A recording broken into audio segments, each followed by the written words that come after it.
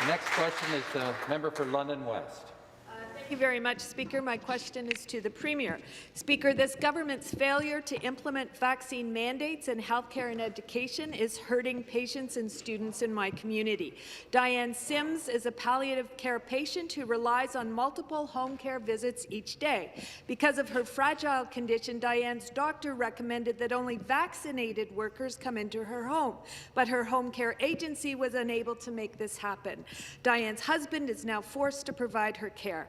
Speaker, with vaccine mandates finally in long-term care homes, more unvaccinated PSWs will move to home care, putting more patients at risk. When will this government implement vaccine mandates in home and community care to protect vulnerable patients like Diane? Minister of Health. Very much to the member for the question. This is a situation that we're analyzing on a daily basis. As you know, we have one of the most successful vaccination rates in the country and in the world.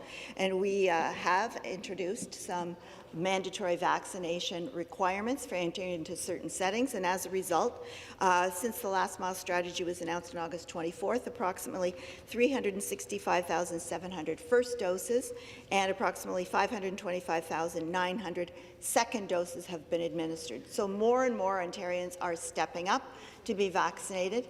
But we have started with the long-term care homes because long-term care home residents have been uniquely and disproportionately impacted by COVID-19.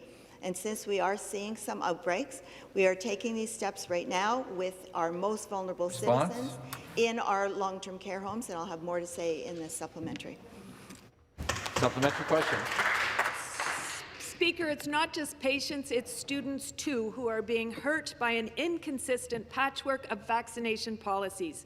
The London Area Student Athletic Association, Thames Valley Regional Athletics, made vaccines mandatory for players, coaches and volunteers. But since school boards do not all have the same requirements, the TVRA announced that students would not be competing in high-level Western Ontario and provincial competitions, stating that travelling to other locations in Ontario does not support safe regional play at this time.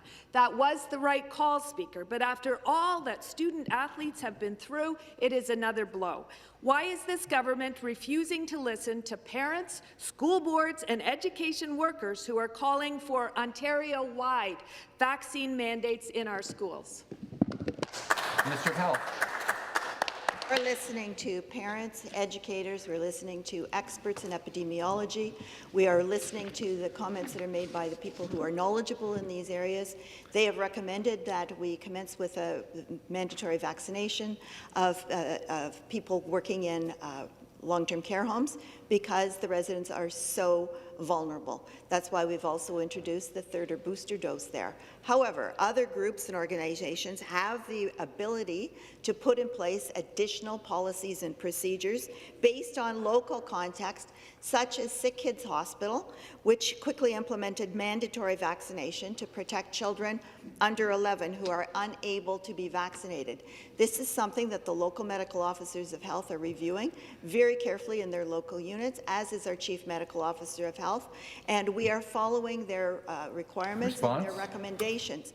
That is something that we will do to protect the health and well-being of all Ontarians going forward.